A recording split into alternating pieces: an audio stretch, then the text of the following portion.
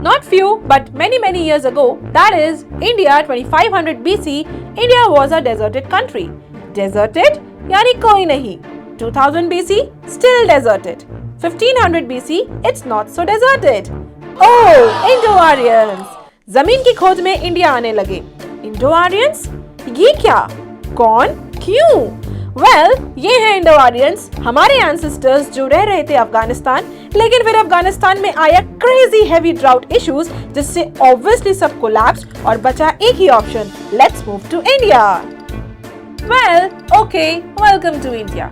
डिंग dong, कौन है?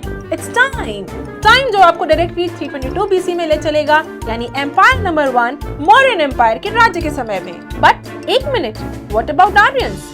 Well, Aryans ही मौर्यंस थे और मौर्यंस ही आर्यंस थे, क्योंकि मौर्यंस नॉर्थ इंडिया में थे तब आर्यंस नॉर्थ इंडिया में थे. Plus Chanakya the great Mauryan teacher के अर्थशास्त्री संस्कृत में लिखे थे. So now Chanakya is equal to Mauryan is equal to Sanskrit is equal to Aryan. Therefore Mauryans is equal to Aryans. अब आर्यन नहीं, मौर्यन एम्पायर क्या था और कैसे आया? डिंग डोंग, अब कौन? It's time again. Now it's 323 BC. Alexander मर गया एंड ऑब्वियसली उसकी मौत के साथ साथ उसका पावर और खौफ भी मर गया, जिसका फायदा उठाया चंद्रगुप्त मौर्य ने मौर्यन एम्पायर की स्थापना करके. लेकिन फिर वो भी मर गया, but not before capturing territories of Afghanistan and half India. That is why he was good. But do you know who was great? Ashoka the great. But why great? क्योंकि अशोका ने कैप्चर किया ऑलमोस्ट अखंड भारत, प्लस एस्टैब्लिश करी political unity, internal peace, plus expand किया Indian trade. सो अब trade है तो सामान बिकेगा, सामान बिकेगा तो पैसे आएंगे, पैसे आएंगे तो लोग अमीर होंगे, लोग अमीर होंगे तो खुश होंगे. और ये खुशी किसकी वजह से आई? Ashoka. Yes, Ashoka the great. And greatness should be celebrated, इसलिए लो मिल गया हमें इनसे हमारा नेशनल एम्बलम और Ashoka chakra. But wait a minute, if he is great तो फिर मौर्यन एम्पायर के डाउनफॉल की शुरुआत इनकी वजह से कैसे हुई? वेल, इन्होंने कलिंगा वॉर में हिस्सा लिया था जहां उनकी जीत भी हुई थी, but at what cost? Thousands of deaths and many deportations. इनका दुख उनसे सहा नहीं गया और उन्होंने वनवास ले लिया, जिनके चलते मौर्यन एम्पायर की जिम्मेदारी बेहदता किंग ने ले ली. बट अफसोस, उन्हीं के सेनापति पुष्यमित्रा शुंगा ने बेहदता को मार दिया और इस तरह से शुरू हुआ empire number 2, Shunga empire. But फिर वो भी मर गया और राजा बना उनका बेटा अग्निमित्रा. अग्निमित्रा ने अपने बॉर्डर्स कश्मीर तक एक्सटेंड नहीं करे, बल्कि मथुरा आर्ट स्टाइल को विदेशों में भी फेमस किया, जिससे ऑफ कोर्स पैसा ही पैसा हो गया. पर उम्र होने के बाद वो भी मर गए और एम्पायर को संभाला उन्हीं के बेटे देवभूति. पर उनकी भी एक वीकनेस थी, औरतें. शुंगा एम्पायर की किस्मत एक अप्सरा की लालच में राजा जी ने अपना राजपाट कानवास डायनेस्टी के नाम करके हनीमून पर चले गए. उसके बाद समय का पहिया चलता चला गया और डायनेस्टीज पर डायनेस्टीज राज करती गई और हिंदुस्तान की रूप बदलती गई. फाइनली 6 डायनेस्टीज के बाद बारी आती है थर्ड एम्पायर की, द चोलास एम्पायर, जिसने भारत में 1500 साल तक राज किया and became the longest ruling empire in the history of the world. Cholas Indian heritage बनाने में इतने मस्त हो गए कि अपनी टेरिटरी प्रोटेक्ट करना ही भूल गए और नजर हटी तो दुर्घटना घटी. Yes, Pallavas dynasty destroyed Cholas. फिर कुछ साल बीते और कुछ और साल बीते, जिसके साथ साथ भारत में 14 डायनेस्टीज भी बीत गई और हम पहुंच गए 320 AD, हमारा फोर्थ एम्पायर गुप्ता एम्पायर के करता धरता राजा चंद्रगुप्त मौर्य 1 की शादी में. अब इसके पहले की कहानी मत पूछना, किसी को नहीं मालूम. गुप्ता एम्पायर लाया भारत में साइंटिफिक और educational revolution. You know, because of Kalidas, Aryabhata, वाल्मीरा एंड वत्सनाथ, जिन्होंने संस्कृत, लिटरेचर, मैथमेटिक्स वगैरह में बहुत तोड़ा और फोड़ा. लेकिन इनके राजा ने भी कम नहीं मरोड़ा. चंद्रगुप्त ने अपना राज पाटलिपुत्रा से आधे भारत में फैला दिया और फिर वो खुद ही फैल गए. उनकी मृत्यु हो गई, जिसके बाद उनके बेटे समुद्रगुप्त ने राज्य संभाला, जो कि तलवारबाजी के लिए जाने जाते हैं. इन्होंने कई युद्ध लड़े पर अफसोस, लड़ते लड़ते वीर गति प्राप्त हो गई. इसके बाद सारे गुप्तास चाय कम पानी निकले और बिना डकार लिए हुल्स डायनेस्टी ने इन्हें टेक ओवर किया.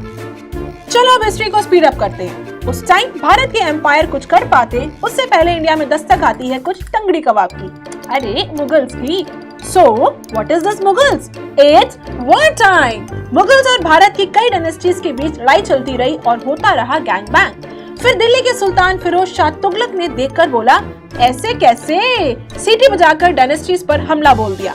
So the scores are Mughals 1 और Dynasties 0। और फिर एंट्री हुई रणवीर सिंह अलाउद्दीन खिलजी की और उसने भी बोला ऐसे कैसे। अब हिंदुस्तान पर लहरा रहा था मुगलों और खिलजियों का झंडा। Talking about the Khilji empire, Alauddin Khilji ने भारत के डेवलपमेंट के लिए ओके फाइन इंडिया के डिस्ट्रक्शन के लिए सोमनाथ टेम्पल पर हमला किया और उसके आसपास के गांव को तहस-नहस किया।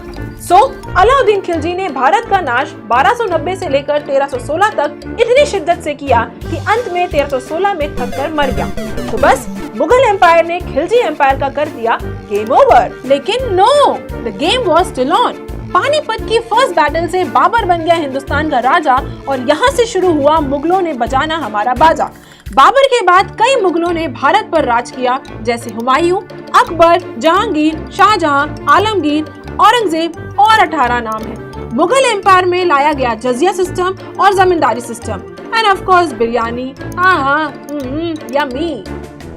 हिंदुस्तान पूरा हरा हो चुका था। फिर अचानक से आसमान में केसरी ध्वज लहराया। एंट्री हुई महाराणा छत्रपति शिवाजी भोसले, जिन्होंने ज्यादा कुछ नहीं बस हमारे हिंदुस्तान को हरा से केसरी रंग कर दिया और स्थापित कर दिया Maratha empire. Meanwhile, Trin Trin, hi Murats, we are British from Great Britain, so we wanna do business with you। और बिजनेस के नाम पर अचानक से ये हमारा गला घोटना शुरू कर दिया था। पूरे भारत में नीले रंग का विष चढ़ने लगा। Which means what again? That's right, it's war time, but this time war is all over Hindustan। Punjab में पंजाबी शेर 17 साल के महाराणा रंजीत सिंह ने कई बार अंग्रेजों को धोबी पछाड़ हराया। मराठा एम्पायर के तीसरे पेशवा और आखिरी पेशवा बाजीराव II अंग्रेजों से अफसोस हार गए थे।